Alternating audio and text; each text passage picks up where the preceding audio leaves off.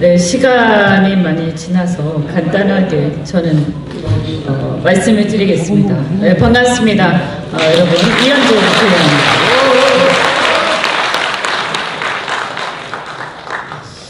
아까 이제 황교안 대표랑 여러분들이 다 말씀을 많이 하셨어요. 그런데 이 문재인 정권에 대해서 한마디로 규정하면 뭐냐? 거짓말 정권입니다. 거짓말 정권, 저는 사기 정권이다 이렇게 생각합니다. 왜냐하면 이 사람들은 말이에요, 모두가 평등하게 잘 사는 사회를 만들겠다라고 얘기를 했습니다. 그러면서 공정한 사회를 지향한다라고 얘기를 했죠. 그런데 모두가 평등하게 잘 사는 사회라는 게 현실에서 가능한 얘기입니까? 네, 가능하면 우리가 다 이렇게 좀 못 사는 사람도 잘 사는 사람도 조금씩 더 잘 살게 되어서 더 잘 사는 사회는 만들 수가 있겠죠. 그런데 모두가 평등하게 잘 산다는 것은 있을 수가 없어요. 왜냐? 열심히 하는 사람도 있고 나태한 사람도 있고 또 이런 데 관심이 있는 사람도 있고 저런 데 관심이 있는 사람도 있고 세상사에는 다양한 사람들이 있습니다. 그런데 이 다양성을 무시하고 그것을 똑같이 만들겠다라는 것은요, 그것은 현실에서 불가능한 얘기예요. 그런데 만약에 그 다양한 사람들을 똑같이 만들려면 어떻게 해야 됩니까? 그렇게 하려면 독재를 해야 돼요. 그럴 거 아니에요, 그죠? 나 열심히 안 했는데, 아니 나는 열심히 했는데 저 옆에 있는 제가 나보다 훨씬 덜 열심히 하고 별로 기여한 것도 없는데 나보고 똑같이 나누라고 한다면 내가 저항할 거 아니에요, 그죠? 근데 내가 저항하는데 그것을 눌러야 똑같이 평등한 사회를 만들 수 있는 거죠. 그러니까 당연히 독재로 연결이 됩니다. 이게 뭐냐? 이게 사회주의예요. 그래서 문재인 정권은요, 사회주의라고 말하지 않지만 실은 사회주의로 가고 있는 거예요. 모두가 평등하게 잘 살겠다라는 그 말 자체가 사회주의라는 얘기를 하고 있는 거예요. 이번에 근데 우리는 조국을 통해서 사회주의자라고 당당하게 얘기하는 그 사람을 봄으로써, 그리고 그 사람을 억지로 임명을 강행하는 대통령을 봄으로써 문재인 정권은 진짜 사회주의를 지향하고 있구나라는 것을 우리가 확인했습니다. 그렇죠? 그런데 말이에요, 이거야말로 가장 불공정한 겁니다. 그래서 제가 거짓말쟁이라고 하는 겁니다. 모두를 똑같이 부속품처럼 만들려면 열심히 하는 사람, 그 사회에 기여가 더 많은 사람이 불공정해져요. 그래서 억울하게 되는 거예요. 그러니까 지금 문재인 정권이 얘기한 사회와 공정한 사회는 절대 양립할 수 없는 사회예요. 그런데 그런 거짓말을 하고 있어. 우리 국민들한테 평등, 공정, 정의라는 듣기 좋은 용어를 계속 남발하면서 사실은 이미 그들 말 속에서 모순된 얘기를 계속하고 있는데 우리는 그것을 정확하게 지적을 해서 이들이 거짓말쟁이라는 것을 얘기를 해야 되는 거예요.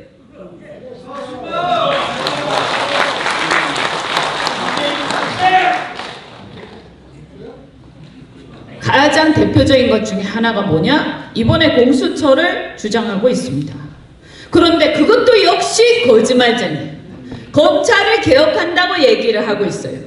검찰을 개혁한다. 누가 검찰 개혁을 반대하겠습니까? 다 좋은 얘기예요. 검찰 개혁 해야 돼요. 검찰이 너무 비대해져서 검찰이 정치를 지배하고 국가를 지배하는 일은 바람직하지 않아요. 그러니까 검찰 개혁에 저도 찬성합니다. 그리고 또 검찰이 정치 권력에 빌붙어서 신여가 된다든지, 그래서 권력에, 살아있는 권력에 복종을 하면서 그 권력의 입맛에 맞는 수사를 계속하게 되면 당연히 그것은 바람직하지 않기 때문에 검찰을 개혁해야 되는 거예요. 그래서 우리는 검찰 개혁한다라고 하면 국민들은 검찰 개혁은 좋은 거구나 라고 생각하고 막연하게 좋은 거구나 라고 생각하고 있는데 갑자기 이들이 검찰개혁을 얘기하면서 뭘 꺼냈냐? 공수처를 꺼낸 거예요. 그러니까 뭐냐 하면 이 사람들은 거짓말쟁이다. 이런 거죠. 왜냐? 공수처가 뭡니까? 공수처는 고위공직자의 비리만 전담해서 수사하는 수사기관이에요. 그런데 이 고위공직자 그 대상이 한 6천 명쯤 됩니다. 국회, 법원, 검찰 이런 데만 쫓아다니면서 수사를 하는데 제가 얼추 봤을 때 그래도 공수처에 한 100명 이상은 있지 않겠어요, 수사관이? 그러면 그 몇백 명이 6천 명을 쫓아다니면서 수사를 하면 공수처장을 대통령이 임명해놨는데 아무리 뭐라고 해도 자기가 실적을 내야 될 거 아니에요. 그러면 6천 명을 그 6천 명밖에 되지 않는 사람들을 쫓아다니면서 수사를 하게 되면 이거 어떻게 되겠어요? 미행하고 거의 뭐 스토커 하다시피 하지 않겠습니까? 그러면 이런 나라가 뭐죠? 독재국가예요. 이런 나라가 바로 독재국가예요. 그래서 이 사람들이 공수처를 만들어서 그것도 그 공수처장을 누가 임명하냐? 대통령이 임명하죠. 그리고 그 밑에 직원들도 수사관들도 다 대통령이 임명하겠죠. 결국은 대통령이 임명하는 건 마찬가지가 되죠. 그러면 이 사람들은 꼭 검사일 필요가 없습니다. 그냥 법조인이면 돼요. 그런데 조사관 뭐 이런 거 무슨 특위 조사 이런 거 했던 사람들이 수사를 공수처에서 수사관이 될 수 있게끔 지금 하고 있어요. 그러면 제가 볼 때 10중 8구 민변검찰이 탄생하는 겁니다. 그래서 민변검찰이 6천 명의 입법부와 사법부 수사기관 사정기관을 수사하는 거예요. 여러분 무시무시하지 않습니까? 대한민국은 삼권 분립이 보장되어 있는 나라예요. 그런데 생각해 보세요. 대통령을 견제해야 할 입법부와 사법부를 겨냥해서 수사하는 수사기관을 대통령이 만든다? 이런 무시무시한 일이 어디 있습니까? 이것이 있을 수 있는 일입니까? 절대 없는 일입니다. 그래서 공수처는 세계에서 유례가 없는 이상한 수사기관입니다. 특별 권력기관입니다. 이거는요, 공수처와 유사한 기관이 몇 군데 있습니다. 어디 있느냐? 중국에 고위공직자 부패감찰기구가 있습니다. 그래서 중국의 이 전체주의 국가에서 자기의 정적을 제거하는 데 쓰고 있습니다. 그 다음에 또 어디 있습니까? 바로 우리 옆에 북한의 보위부라는 것이 있습니다. 바로 그런 것입니다. 어떻게 민주주의 국가에서 삼권 분립이 보장되는 국가에서 입법부와 사법부를 겨냥해서 수사하는 공수처라는 기관을 대통령이 임명할 생각하는가? 그런데 이걸 가지고 검찰 개혁이라고 거짓말을 하고 있는데 우리는 쏟고 있습니다. 절대로 이것은 묵과할 수 없는 일이고, 저는 이 사태 자체가 이러한 공수처를 버젓이 내놓으면서 주장하는 것 자체가 바로 문재인 정권은 겉으로는 민주화 세력이라고 하지만 실은 완전한 전체주의 세력입니다. 그래서 우리는 얘기해야 됩니다. 야, 대한민국 민주주의를 외치는 자들, 과거에 민주주의를 외쳤던 자들이야말로 일어서서 문재인 정권에 이 독재 항거해야 된다.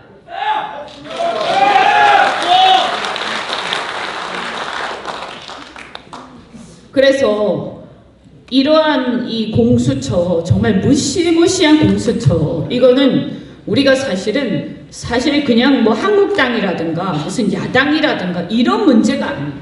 대한민국이 이렇든 저렇든 간에 민주주의가 발전을 해왔어요. 그런데 그런 것에 대해서 완전히 깡그리 무시하고 과거로 돌아가고 있는 것이고, 세계에서 유례가 없는 전체주의 국가 몇 군데에서만 하고 있는 이런 식의 무시무시한 짓을 하겠다라는 것에 대해서 우리는 제동을 걸어야 돼. 그리고 검찰개혁 진짜 해야 돼. 근데 검찰개혁 목표는 첫 번째 권력으로부터 독립이고, 두 번째 검찰이 비대해져서 정치검찰화되는 것이에요. 그러면 첫 번째 권력으로부터의 독립, 이것은 공수처를 설치하는 게 아니라 그러한 요소들을 검찰에서 없애는 것을 먼저 해야 돼. 그래서 검찰총장이 엄청난 권력을 가지고 모든 수사를 지휘하면서 자기들의 정치적 입맛에 따른 정치 검찰이 돼가는 것을 우리가 막는 것. 그러면 어떻게 해야 돼요? 분산시켜야 돼, 검찰을. 오히려 검사장이 여러 명 있지 않습니까? 그럼 검찰총장 한 사람이 아니라 여러 사람이 대등한 권력을 가지고 검찰을 지휘하게끔 해야 되는 겁니다. 견제를 하면서. 그리고 두 번째는 검찰 자체가 너무 비대하잖아요. 그래서 허구한 날 검찰이 텔레비전 뉴스만 틀었다 하면 검찰이 등장해. 그래서 검찰이 정권 초기에는 충성을 다하면서 온갖 정적 제거에 앞장서다가 나중에 이 권력이 쓰러져 갈 때가 되면 이제는 미래의 권력을 향해서 줄을 섭니다. 그리고 나중에는 자신들이 언론의 뉴스의 주인공이 돼서 나라를 쥐락펴락하는 것, 이걸 우리가 고쳐야 되는데 이건 사실 어떻게 고칠 수 있냐? 이건 사실은요, 우리 입법부가 나서야 되는, 뭐냐면 우리가 허구한 날 뭐 하기만 하면 형사처벌하잖아. 그래서 문제가 생겼을 때 국민들이 스스로 계약과 합의를 통해서 해결할 수 있는 영역을 넓혀 나가야 되는 거예요. 그래서 우리 기업들도 보면 좀 잘못하면 무조건 형사처벌하고 이런 거부터 없애야 검찰의 힘이 약화되는 거예요. 거기다가 검경수사권 조정도 잘못됐어요. 경찰은 뭐 잘하고 있습니까? 경찰이야말로 권력이 완전히 예속돼 있고, 그리고 여전히 지역에 보면 부패한 경찰이 많이 있습니다. 이런 상태에서 경찰로 넘기면 개혁이 됩니까? 아닙니다. 제가 볼 땐 훨씬 더 지금 검찰보다 훨씬 더 권력에 종속될 거예요. 그러면 우리는 지금 뭘 하고, 이게 무슨 개혁이야? 개혁을 제대로 해야지. 이런 거짓말을 하고 있는 세력을 우리 용서해서 되겠습니까? 엊그저께 제가 뉴스를 보니까 52시간 때문에 많은 사람들이, 우리나라의 중소기업 다니는 직원들이 돈이, 임금이 모자라니까 근로시간이 줄어들어서 돌아다니면서 저녁에요 대리기사를 한답니다. 대리기사를. 이게 무슨 나라가 이따위가 다 있어. 지금 그런 상황이 돼 있어요. 그런데 이들이 대리기사를 하고 기업이 망해가고 전부 난리가 치면서, 이게 우리가 쉽게 생각하지만 그 가정 하나하나가 얼마나 망가지고 그 사람들이 피눈물을 흘리겠습니까? 저는 우리 아버지가 IMF 때 망해서 우리 집안이 몰락해서 피눈물을 흘린 적이 있습니다. 근데 집안의 구성원 한 명 한 명이 얼마나 고통을 당하는지 이 문재인 정권은 말로는 민생 서민을 얘기하는데 사실은 그들의 적이 돼가고 있어요. 그래서 오늘 문재인 대통령이 시정연설에서 민생을 얘기하길래 제가 기가 찼습니다. 민생? 니들이 우리 대한민국의 밑바닥 서민들의 그 고통을 알고나 있는 것인가? 진짜 알고 그렇게 얘기하는 것인가? 국민들을 실험 대상으로 만들어가면서 자신들의 그 가짜의 사회주의를 실현하기 위해서 이 수많은 국민들을 갖다 길거리에 남게 하고 지금 대한민국 경제가 망가져가는데 용서할 수 없습니다. 이것이야말로 가장 심각한 국정농단이라고 저는 생각합니다.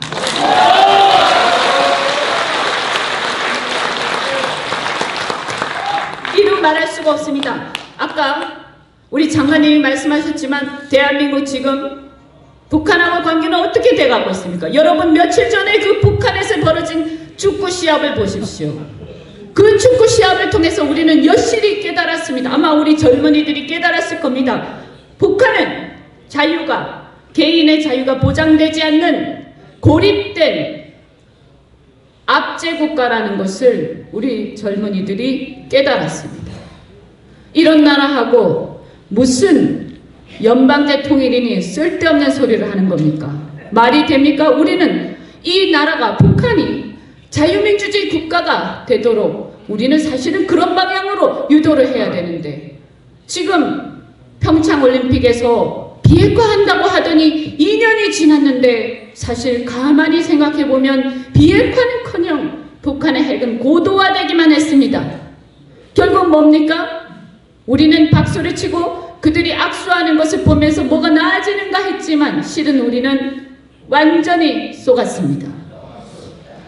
그래서 이 거짓말 정권은 우리는 심판을 해야 돼요. 심판.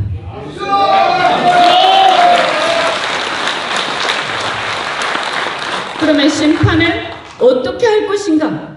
심판을 어떻게 합니까? 끌어내립니까?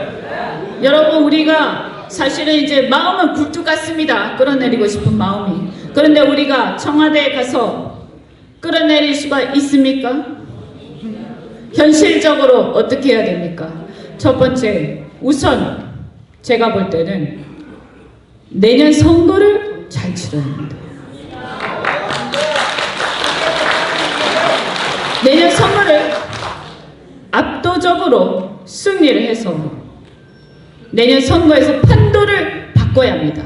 그러면 제가 볼 때는 지금 사실은 적폐청산을 내세워서 정적 제거에 몰두하고 있는 저 재판들이 지금 묘하게도 지금 대법원에서 진도가 안 나가고 있는데 그게 이유가 뭐라고 생각합니까? 대법원에서 진도가 나가지 않고 있는 이유는 내년 선거 결과를 보고 편승하기 위해서라고 저는 생각합니다.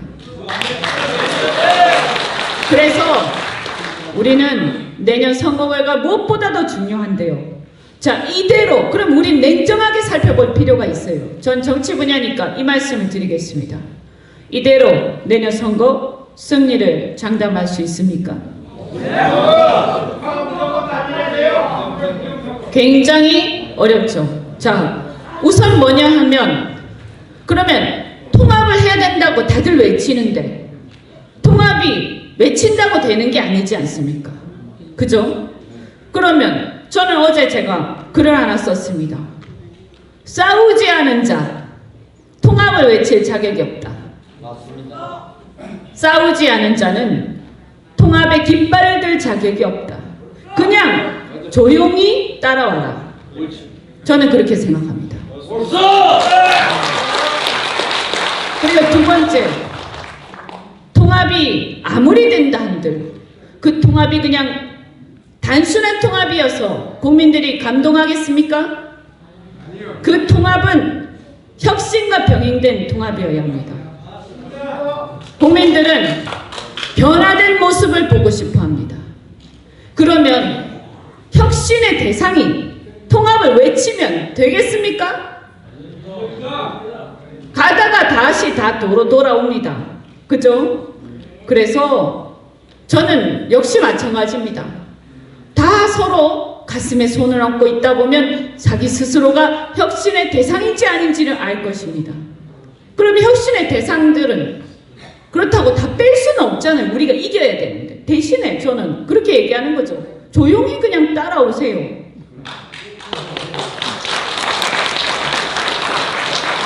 그래서 중요한 것은 저는 이 통합이 혁신이 되면서 통합이 이루어져야 국민들이 감동하고 그래서 국민들이 결집할 수 있다.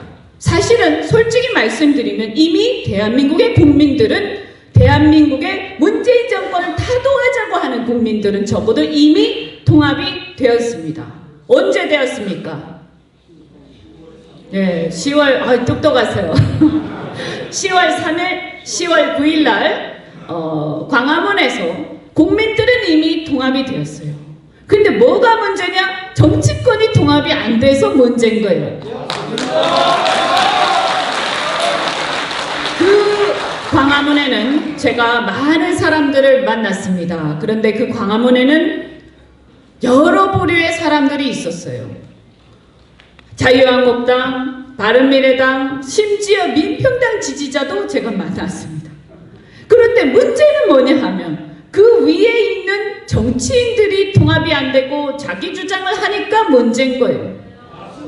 그러면 저는 그분들한테 얘기하고 싶은 거죠. 그냥 외치면서 아니면 지금까지 그 중에서 보면 싸우기는 그냥 이중대를 열심히 해왔는데 내 거를 내놔라 하고 하는 사람들이 너무 많은데 이거 정말 큰 문제다. 어쨌든 지금 이 상황에서 저는 이런 생각을 해봅니다. 여러분이 아마 느끼셨겠지만 저 문재인 정권을 이기려면 지금처럼 두리뭉실 흐릿멍덩 해가지고 될 턱이 없습니다. 그렇지 않습니까?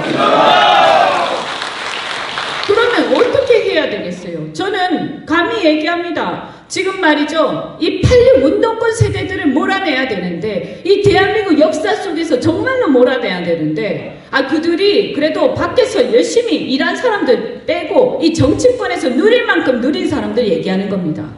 그 사람들을 어떻게 몰아내나? 그 사람들을 그동안 그 사람들하고 싸워가지고 패배해온 세력이 단독으로 몰아낼 수 있는가? 이 말이 불가능합니다.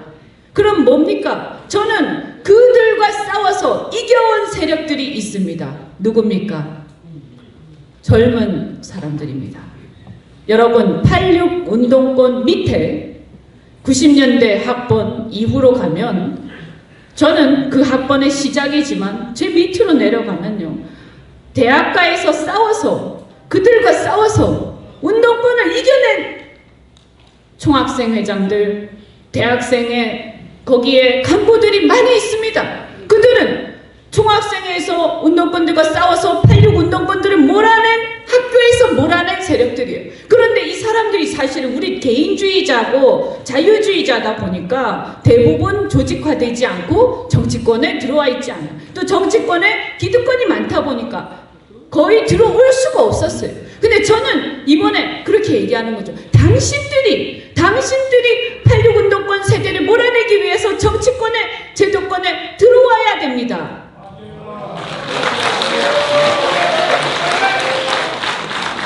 그래서 제가 이 자리를 빌어서 부탁드립니다. 지금 말입니다. 전 세계의 흐름, 대한민국의 흐름, 이 시대적인 흐름은 시대 교체에 있습니다. 이제는 이 운동권 세력의 시대를 끝내고, 그래서 과거에 우리가 이승만 대통령과 박정희 대통령, 이런 분들이 그 시대에서 새로운 시대를 열었던 혁명가적 사고와 행동을 보여준 것처럼, 이제는 이 시대에서 새로운 대한민국의 시대를 열 사고와 혁명가적 그런 행동을 할 수 있는 우리 젊은 세대들이 나서야 한다라고 생각합니다.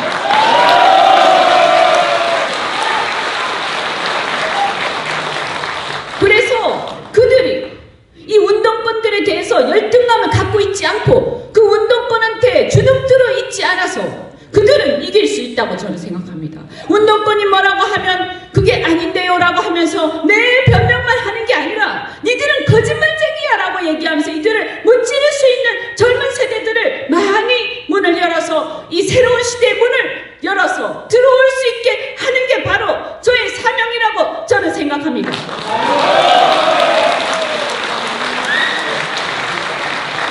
앞으로 이번에 우리가 내년 총선거에서 이기는 방법, 그리고 그 다음에 정권교체, 단지 우리가 권력을 뺏어서 우리가 다시 우리의 명예를 회복하고 과거에 정말 빛나는 대한민국의 역사를 회복하자. 그래서 그 시대에 가장 혁명적인, 이승만 대통령 그 시대에 어떻게 했습니까? 고종한테 덤비면서 고종한테 중추원을 설립하고 입헌군주제를 도입하자라고 도발적인 주장을 하다가 사실은 감옥까지 갔죠.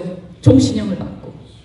박정희 대통령 어떻게 하셨습니까? 그 시대에 사실은 그분들이 군에서 최고위층이었습니까? 아닙니다. 30대, 40대의 젊은 야권의 소위, 대위 이런 젊은 군인들이 오로지 이 혼탁한 나라를 구하기 위해서 이 혼탁한 나라, 혼란스러운 대한민국을 바로 세워야 된다는 그 일념으로 그분들이 목숨을 걸고 일어난 겁니다. 그래서 그게 단순한 쿠데타가 아니라 혁명적 성격을 갖고 있다고 우리는 얘기하는 겁니다. 그래서 우리가 이승만 대통령과 박정희 대통령의 정신을 말로만 이어받는 게 아니라 우리가 진정 이어받는 것은 무엇인가? 이 시대에 대한민국 2020년을 앞두고 있는 이 시대에서 이제 과거의 기득권을 합류하는 데 머물러 있지 않고 대한민국의 새로운 시대를 여는 그런 혁명적 세력을 만들어내고 그 시대를 열 때, 그래서 대한민국의 보수는 뭡니까? 한국의 역사를 이끌어온 세력입니다. 대한민국의 역사를 만들어온 세력입니다. 그래서 이제는 보수가 기득권을 향유하는 게 아니라 대한민국의 역사를 다시 만들어내는 세력을 만들 때, 그때 한국의 보수는 다시 평가받습니다. 평가받을 것입니다.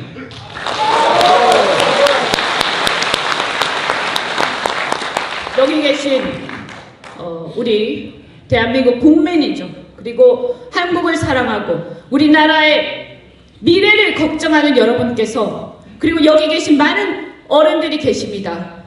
저도 어떻게 보면 제가 얘기하는 그 세대들에 비해서는 그들보다 어쩌면 그들 중에서 가장 저는 나이가 많은 사람일지도 모르겠습니다. 그런데 저는 생각합니다. 지금 이 역사적 전환점, 매우 위기 상황이지만 어쩌면 이것이 대한민국의 기회가 될 수도 있다. 그래서 우리가 여기 계신 우리 대한민국을 만들어 오신 어르신 여러분께서 젊은이들과 힘을 합해서 연대해서 대한민국의 새로운 시대 교체를 만들어 가시기를